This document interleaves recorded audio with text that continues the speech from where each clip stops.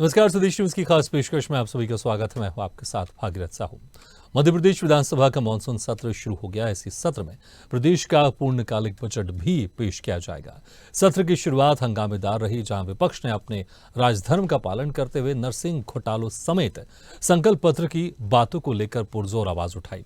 लेकिन ये सत्र नवाचारों के साथ भी शुरू हुआ, जिसमें मुख्यमंत्री डॉक्टर मोहन यादव द्वारा कैबिनेट के माध्यम से स्वयं का और मंत्रीगण का आयकर स्वयं जमा करने के निर्णय का आज विधानसभा में स्पीकर नरेंद्र सिंह तोमर ने प्रश्नकाल के पश्चात विशेष उल्लेख किया। इस निर्णय का सदस्यों ने मेजें थपथपाकर स्वागत किया। विधानसभा अध्यक्ष तोमर ने कहा कि मुख्यमंत्री डॉक्टर यादव ने स्वयं का और मंत्रीगण ने भी स्वयं का इनकम टैक्स खुद जमा करने का निर्णय लिया है। वह स्वयं भी अब अपना इनकम टैक्स जमा करेंगे। इस पर नेता प्रतिपक्ष उमंग सिंगार ने कहा कि वो भी अपना आयकर स्वयं जमा करेंगे। 19 जुलाई तक चलने वाले इस सत्र के लिए विधानसभा सचिवालय को 4287 प्रश्न मिले हैं। ये सवाल विपक्षी दल कांग्रेस सहित सत्ता दल भाजपा के विधायकों द्वारा भी पूछे गए हैं। इन सवालों का जवाब मोहन सरकार देने वाली है। इसे लेकर तैयारियां जोर शोर से की गई है। सत्र शुरू होने के पहले विधानसभा अध्यक्ष के निर्देश पर सचिवालय ने विधायक रामनिवास रावत का नाम कार्य मंत्रणा समिति से हटा दिया है। पिछले दिनों उन्होंने भाजपा ज्वाइन कर ली है। रावत के स्थान पर कांग्रेस के दतिया से विधायक राजेंद्र भारती का नाम जोड़ा गया है। सत्र शुरू होने के पहले सदन के भीतर बैठक व्यवस्था बदली रहेगी। कुछ विधायकों की सीट भी बदली जाएगी। कांग्रेस ने अध्यक्ष नरेंद्र सिंह तोमर को पत्र लिखकर रामनिवास रावत को आवंटित सीट लखन घनघोरिया के लिए आवंटित करने की मांग रखी है।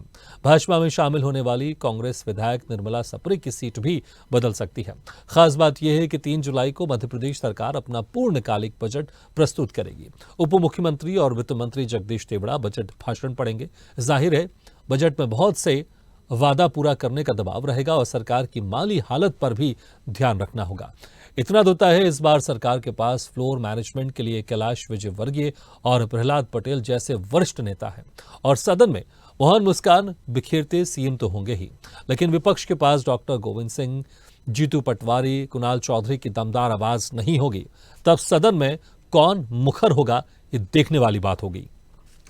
तो आज से सत्र की शुरुआत हो गई है। तकरीबन 4287 प्रश्न पत्र इसमें शामिल किए गए हैं, पूछे जाएंगे। इसमें सत्ता पक्ष के जो विधायक हैं उनकी तरफ से भी इसमें प्रश्न शामिल हैं। और जैसे ही सत्र की शुरुआत हुई, नरसिंह घोटाले को लेकर विपक्ष ने जमकर सरकार को घेरने की कोशिश की। लेकिन इस बार अगर देखें, सत्ता पक्ष में कैलाश विजयवर्गीय और प्रहलाद पटेल जैसे वरिष्ठ नेता शामिल हैं, तो वहीं विपक्ष की अगर बात करें, डॉक्टर गोविंद सिंह, जीतू पटवारी, कुणाल चौधरी जो पिछली बार मुखरता से अपनी आवाज उठाते रहे हैं, विधानसभा में इस बार इनकी आवाज नहीं रहेगी। तो देखना होगा इस स्थिति में विपक्ष की तरफ से किस तरह की मजबूत आवाज दिखाई देगी।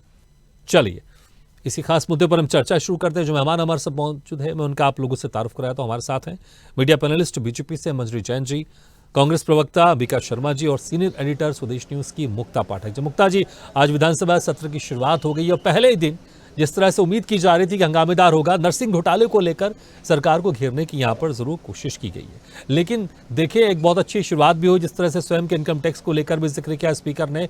अगर हम पूरा देखें, क्योंकि आपने इसको करीब से देखा है, तो आज इस शुरुआत से लेकर अभी तक क्या कुछ रहा सदन में खास, ये आपसे एक बार विस्तार से जानना चाहेंगे। जी बिल्कुल, देखिए भागीरथ जी, इस वक्त हम स्वदेश न्यूज़ की टीम विधानसभा में ही मौजूद है। आज जो है लगातार नरसिंह घोटाले की गूंज सुनाई देती रही। सदन की शुरुआत से पहले ही यहीं बाहर पे कांग्रेस के सारे विधायक एप्रन पहन के आए थे और नारेबाजी कर रहे थे और उन्होंने अपना विरोध दर्ज कराया नरसिंह घोटाले पे। वो लगातार मांग कर रहे थे कि इस पे सदन में चर्चा होनी चाहिए। हालांकि अध्यक्ष और सत्ता पक्ष ये कह रहा था कि ये विषय पे नियम नहीं है कि चर्चा कैसी कराई जाए। लेकिन बार बार जब कांग्रेस का दबाव बढ़ रहा था, तो अध्यक्ष ने कहा कि कल इस पे चर्चा कराएंगे, नियम पता करके कि किस नियम के तहत इस पे चर्चा की जा सकती है। लगातार हम देख रहे थे कि कांग्रेस में उमंग सिंगार और तमाम जो कांग्रेस के विधायक थे इस नरसिंह घोटाले को लेकर बहुत मुखर हो रहे थे और उनका ये कहना था, दावा था कि इसमें बीजेपी के बड़े बड़े नाम जो हैं उनका नाम उजागर होगा जब इस घोटाले पर चर्चा होगी और इस पे जो है लेकिन उस दूसरी तरफ हम देखें सत्ता पक्ष के जब लोगों से हमने बात की, जैसे हम लोगों ने उप मुख्यमंत्री राजेंद्र शुक्ला से बात की, तो उनका ये कहना था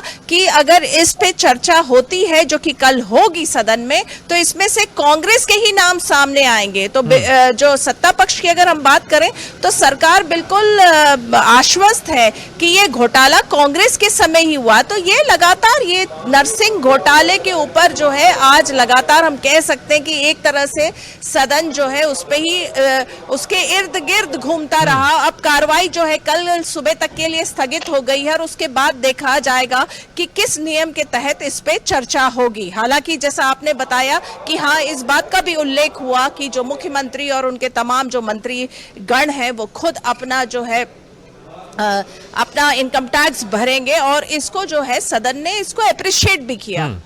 बिल्कुल। मंत्री जैन जी, देखिए जिस तरह से नरसिंह घोटाले को लेकर विपक्ष लगातार घेरता रहा है बाहर, लेकिन अब विधानसभा में ऑन रिकॉर्ड भी अब विपक्ष आपको लगातार घेर रहा है और इस पर अब चर्चा भी होने वाली है।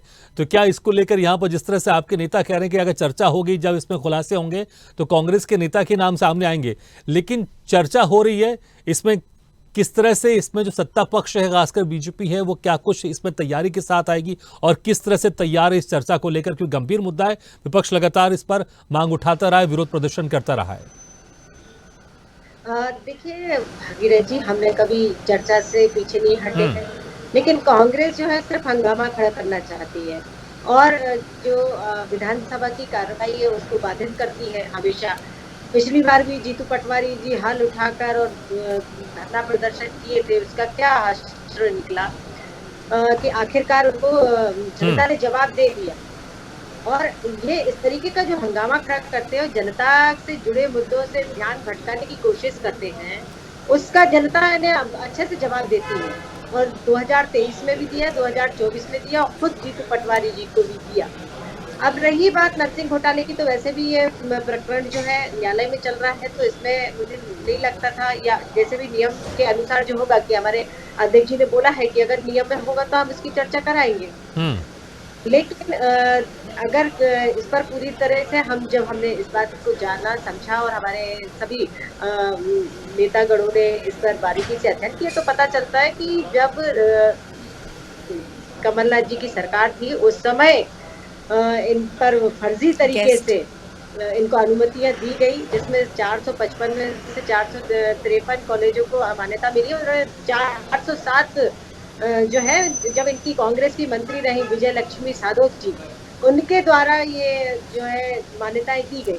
तो पूरा जो क्वेश्चन है और जितना भी जो घटनाक्रम हुआ है, जो घोटाला हुआ है, वो सब कांग्रेस की तरफ जाता है। तो अब इसमें घोटाला हुआ है तो इसमें कांग्रेस के ही नेता फंसेंगे। भारतीय जनता पार्टी का इससे कुछ लेना देना नहीं है, क्योंकि इस समय सरकार में ही नहीं थे, तो हमारा तो कुछ लेना देना हो ही नहीं सकता है। और इसमें जो भी होगा सरकार अपना जो है मत अपना स्पष्ट करेगी और कल चर्चा के दौरान जो भी होगा वो सामने आएगा।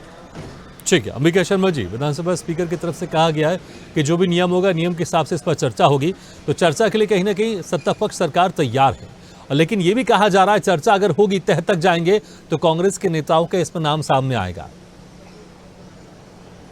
देखिए, नियमों का सहारा लेकर ये भाग रहे हैं चर्चा से। इस सरकार का दामन पर भ्रष्टाचार और घोटालों के दाग नहीं है। अभी आपको पता होगा नरसिंह घोटाला, पटवारी घोटाला और तमाम घोटाले हुए हैं। इतनी शर्मनाक स्थिति है, मध्य प्रदेश की प्रतिभाएं सर पटक रही हैं, नौजवान अपने भाग पर रो रहा है कि हम कैसी सरकार के बीच में अपने भविष्य को सुरक्षित रख पाएंगे। इस सरकार इतनी असंवेदनशील सरकार है नौजवानों के प्रति और किसानों के प्रति कि एक हमको चौपाई याद आती है कि जासु राज प्रिय प्रजा दुखारी, सो नरक अवश्य नरक अधिकारी। निश्चित रूप से इनके पाप का घड़ा फूटेगा और इस सरकार को खामियाजा भोगना पड़ेगा। ये बददुआएं लगेंगी नौजवानों की और किसानों की।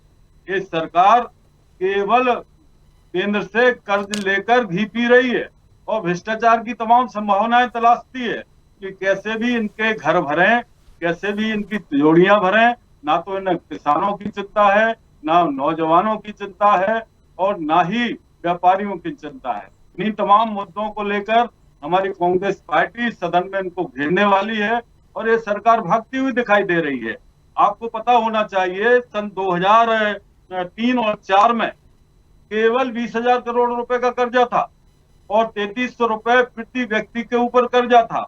अभी हमारा 3,85,000 करोड़ रुपया कर्जा हो गया। इतना कर्जा लिया इन्होंने केंद्र से, इतना कर्जा लिया और हमको हमारे मध्य प्रदेश के प्रत्येक नागरिक को 51,000 करोड़ रुपए देना पड़ेगा। केंद्र सरकार का कर्जा है हमारे ऊपर। कितनी स्थिति इन्होंने आर्थिक अनियमितताएं की हैं, कितने पाप किए हैं, ये सब सरकार को इसका जवाब देना पड़ेगा। रहा सवाल कि हमारे जीतू पटवारी जी नहीं है, गोविंद सिंह नहीं है सदन में, तो हमारे बहुत अच्छे नौजवान हाउस के अंदर हैं और हमारे जीतू पटवारी जी से मार्गदर्शन लेकर, गोविंद सिंह जैसे सीनियर नेताओं से, दिग्विजय सिंह कमलनाथ जी से मार्गदर्शन लेकर उन तमाम मुद्दों को बड़ी जोरदारी से उठाएंगे और ये सरकार जवाब नहीं दे पाएगी। हमारे यहाँ प्रियव्रत सिंह हैं, फूल सिंह बरैया हैं और तमाम कई नेता हैं जो अपने मुद्दों को उठाएंगे और सरकार भागती नजर आएगी। ठीक है, तो आप कह रहे तमाम मुद्दे को लेकर सरकार को घेरेंगे। मुक्ता जी देखिए, आज शुरुआत से ही थोड़ा हंगामा देखने को मिला, इसमें कोई शक नहीं है। प्रमुख जो मुद्दा है मध्य प्रदेश का नरसिंह घोटाला, इसको लेकर विपक्ष ने सरकार को घेरने की यहाँ पर कोशिश की, लेकिन अब इस पर चर्चा होगी कि नहीं होगी, मुझे लगता है शायद ही कल या कुछ दिनों में फाइनल हो जाएगा, क्योंकि नियम के अनुसार स्पीकर ने कहा इस पर चर्चा होगी। लेकिन अगर इस बजट की बात कर लें, खास तौर से पूरा फोकस 3 जुलाई को आने वाला पूर्णकालिक बजट होगा, क्योंकि सरकार के जो दावे, एक स्मरण पत्र भी लिखा था जीतू पटवारी ने, तो देखना होगा कि इस बजट में क्या कुछ होगा। लेकिन वाकई अगर कहें, अगर centre of point, attraction of point अगर हम कहें इस पूरे विधानसभा सत्र की, तो 3 जुलाई को आने वाला इसमें पूर्णकालिक बजट होगा। 3 तारीख को जो है सरकार का बजट आएगा और सबका ध्यान उसमें भागीरथ जी, आपने 3 तारीख को जो है सरकार का बजट आएगा और सबका ध्यान उस पे है विशेष करके। और जिस तरह से डॉक्टर मोहन यादव लगातार जो है नवाचार कर रहे हैं, देखिए इनकम टैक्स वो और उनके मंत्रिमंडल भरेंगे, जिस तरह से उन्होंने चेक पोस्ट को खत्म कर दिया है, इस तरह से लगातार बहुत सारी जो है वो नई नई योजनाएं ला रहे हैं, नए नए वो जो पुरानी जो एक तरह से जो चलती आ रही थी उसको भी वो लगातार जो है खत्म करते जा रहे हैं। तो इस तरह से लगातार तो लोगों की उम्मीद है कि इस बार को जो बजट होगा, चूंकि उनकी सरकार का ये पहला बजट होगा, तो उम्मीद की जा रही है कि इसमें जो है जनता का विशेष ध्यान रखा जाएगा। आज लगातार यहाँ पे कांग्रेस के विधायक लगातार इस बात को रेस कर रहे थे। आपने भी कहा कि जीतू पटवारी ने एक स्मरण पत्र विधानसभा सत्र शुरू होने से पहले ही लिखा था, सरकार को याद दिलाया था जो उन्होंने वादे किए थे विधानसभा चुनाव के समय में, खास करके लाडली बहना योजना का जो 3,000 रुपए पर मंथ बढ़ाने की जो बात है, आज उस विषय पे कांग्रेस फिर से वही बात कह रही थी कि 3,000 बढ़ाने की बात है। और भी तमाम जो वादे जो विधानसभा चुनाव के समय में किए हैं, जो जीतू पटवारी ने ये स्मरण भी कराया है सरकार को। अब देखना होगा कि सरकार किस तरह का बजट लेकर आती है 3 तारीख को। बिल्कुल मंजरी रंजन जी, देखिए सबकी नजर रहेगी, विपक्ष की तरफ से भी स्मरण पत्र लिखा गया, आप लोग ने जो वादे किए थे उसको पूरा करने को लेकर तमाम, क्योंकि जो जनता है, जिस उम्मीद के साथ जनता ने भारी बहुमत से आप लोग को वोट दिया, वो चाहेगी कि उनकी उम्मीदें इस बजट में साफ दिखाई दे। तो बजट किस तरह से होगा, क्योंकि मुझे लग रहा है इसका एक खाका तो बहुत अच्छे से तैयार हो गया होगा और पार्टी में भी एक चर्चा हुई होगी किस तरह का इस बार बजट होना चाहिए। देखिए भागीरथ जी, मध्य प्रदेश में हमारी सरकार को तकरीबन 19 साल हो गए बने हुए, और जनता ने हमें इसी विश्वास के साथ वोट किया कि हमने जो कहा वो हमने करके दिखाया। वो कांग्रेस की सरकार नहीं है जो सिर्फ वोट लेने के लिए अपने वादे करती रहती है और जनता को गुमराह करती रहती है। जैसे कि हमने लोकसभा चुनाव में भी देखा कि किस तरीके से इन्होंने 8,500 रुपए मंथली देने का वादा किया और राहुल गांधी जी ने साइन करके पत्रक बांटे, और उसके लिए जनता अब इनके दरवाजे पे जा रही है, इनके दरवाजे खटखटा रही, घेराव कर रही है। तो ये जो झूठ बोलने की प्रवृत्ति है, भ्रम फैलाकर वोट कबाड़ने की जो प्रवृत्ति, वो कांग्रेस के अंदर है।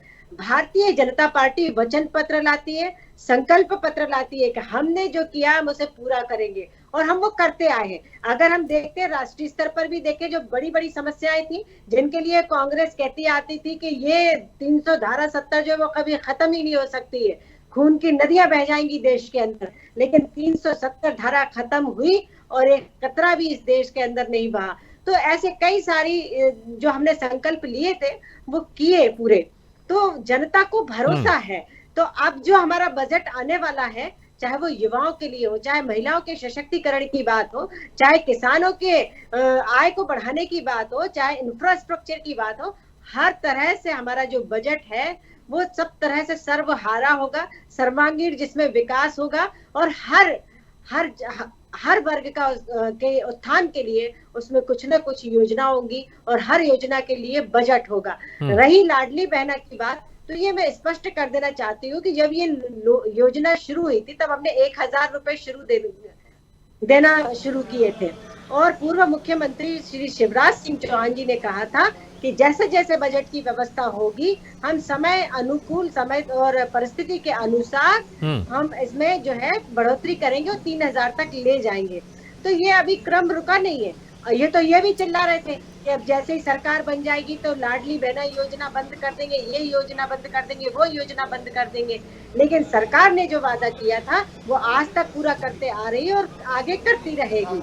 ये काम कांग्रेस का है कि जो वादा करते हैं कि वादा किया और भूल जाना, ये काम है कांग्रेस का, जो हमेशा तुष्टीकरण की राजनीति करती आई, जो बरगलाने की राजनीति करती आई, जो वोट बैंक की राजनीति करती आई।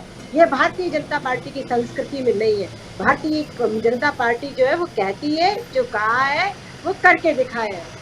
ठीक है, अंबिका शर्मा जी, देखिए नरसिंह घोटाले पर चर्चा की आप लोग मांग तो कर रहे हैं, लेकिन परसों अहम दिन है, बजट पेश होगा। मंजरी जी भी कह रही है कि जो हमने वादे किए उसको हम जरूर पूरा करेंगे, और 3000 जो लाडली बहना योजना को देना, इसको लेकर स्मरण पत्र में आपने जिक्र किया, 450 रुपए में गैस सिलेंडर का आपने जिक्र किया, किसानों का समर्थन मूल्य का जिक्र किया। लेकिन मंजरी जैन जी कह रही कि हम सभी वादे पूरे करेंगे, इसमें कोई शक नहीं है। वादे पूरा नहीं करना ये आप लोग करते हैं, बोल देते हैं, भ्रम फैलाते हैं, वोट लेते हैं, लेकिन हम पूरे इस वादे को पूरा करेंगे। लेकिन जो स्मरण पत्र में आप लोग ने बड़े बड़े जो तमाम मुद्दे उठाए, क्या विधानसभा में इसको लेकर किसी तरह की आप लोग, अगर ये बजट में उसका प्रावधान नहीं होगा तो इसको लेकर कोई सख्त आप लोग की तरफ से एक्शन लिया जाएगा, या फिर जिस तरह से अक्सर हम देखते हैं कभी कभी हंगामे की भेंट चढ़ जाता है, ऐसा कुछ नजारा? देखिए, इस सरकार को बने लगभग 8 माह हो गए हैं। माननीय शिवराज सिंह जी ने मध्य प्रदेश की भोली भाली बहनों को बरगलाया, उनको 1000 रुपए प्रतिमाह का प्रलोभन दिया, और जब चुनाव चल रहे थे, आम चुनाव, लाडली बहना योजनाओं को 1000 रुपए प्रतिमाह मिल रहे थे। 1000 रुपए प्रतिमाह से कुछ होने वाला नहीं है, लेकिन उन महिलाओं को 1000 रुपए प्रति महिला वोट इन्होंने खरीदा, हमारा ये मानना है। इसके बाद इन्होंने ये वादा किया कि हम 3000 रुपए जैसे ही सरकार बनती है 3000 रुपए कर देंगे। 8-9 माह हो गए हैं, अभी तक 3000 रुपए नहीं किए हैं। इस प्रकार से इन्होंने महिला शक्ति को पूरी तरह से बरगलाया है, ठगा है और वोटों को कबाड़ा है, वोटों को बटोरा है इन्होंने। माने सही रूप से इनको जनादेश प्राप्त नहीं हुआ है ना, महिलाओं ने ठीक है, चलिए। तो मुझे लग रहा है कि ये लाडली बहना का जो मुद्दा है इसको आप लगातार उठाते रहेंगे। हालांकि बीजेपी की तरफ से कहा जा रहा है, मंजरी जैन जी कहा जैसे जैसे बजट का प्रावधान होता जाएगा हम इसकी राशि बढ़ाते जाएंगे। चलिए, बहुत बहुत शुक्रिया, हमारे समय भी समाप्त हो गया। मंजरी जैन जी, अंबिका शर्मा जी, मुक्ता पाटिल जी, बहुत बहुत शुक्रिया हमारे इस खास चर्चा में शामिल होने के लिए।